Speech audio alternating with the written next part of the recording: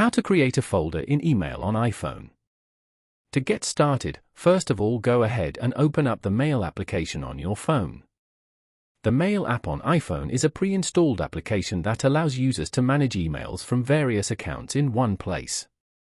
It offers features like adding multiple email accounts, composing, sending, and scheduling emails, and organizing emails into categories. Once you're here, go to the top right corner and tap on Edit. Then, tap on New Mailbox at the bottom right to create a new mailbox. Here, type in the mailbox name and then add in the mailbox location. For example, iCloud. Tap on Save. Then, go to the top right corner and tap on Done. As you can see, you have now successfully created a mailbox folder. Tap on the folder to view it. Following these steps, you can easily create a folder in email on iPhone.